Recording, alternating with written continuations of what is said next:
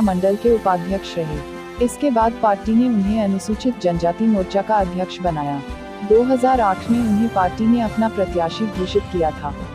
इस चुनाव में उन्हें जीत मिली थी। छत्तीसगढ़ विधानसभा में जो जानकारी उपलब्ध है उसके मुताबिक ब्रह्मानंद नेताम BA तक की पढ़ाई की है। उन्हें खाली समय में पढ़ने और खेलने का शौक है।